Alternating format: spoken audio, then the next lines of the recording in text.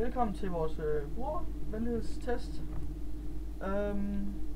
Du skal vurdere vores hjemmeside for os, og så skal du huske at snakke højt og snakke tydeligt, og så for at snakke mod computeren på den mikrofon. Yes. Er du klar? Ja. Du har i den senere tid købt en masse madvarer, som nu er begyndt at blive for gamle.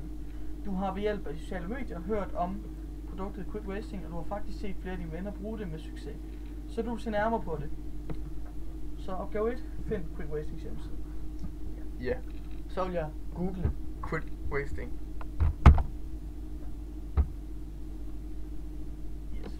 Du er kommet ind på hjemmesiden med nogle specielle tanker omkring det?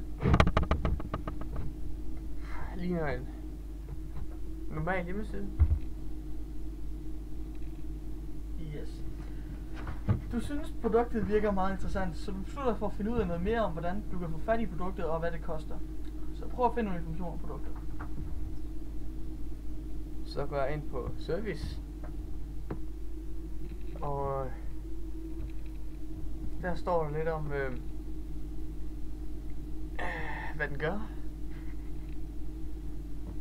Og så kan jeg se, at den er gratis. Okay. Men du har en iPhone. Du har dog en iPhone. Så du er interesseret i, hvilken telefon du kan bruge den på. Hvorfor en telefon kan du bruge den på?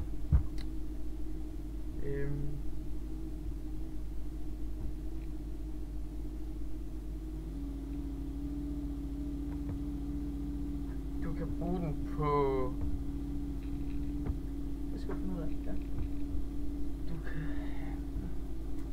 Du kan...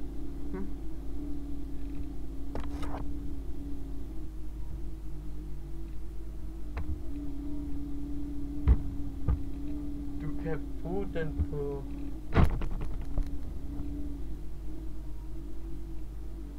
Android-telefoner. Ja.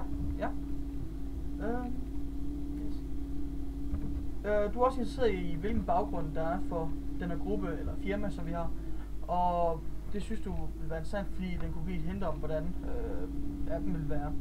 Så prøv at finde ud af noget om vores baggrund for firmaet. Så tror jeg på den der hedder om os. Ja. Og der står der så, at det er en gruppe på 4 elever, der har en vision. Og hvad spillet. Ja. Du vil gerne kontakte holdet bag produktet, hvis noget skulle gå galt. Find ud af, hvordan du kontakter os. Så vil jeg gå ind på kontakt. Ja. Og der står der et telefonnummer og en mail og et Facebook hjemmeside. Yes. Ja. Jeg siger tak for hjælpen. Det var Ja, det var da så lidt.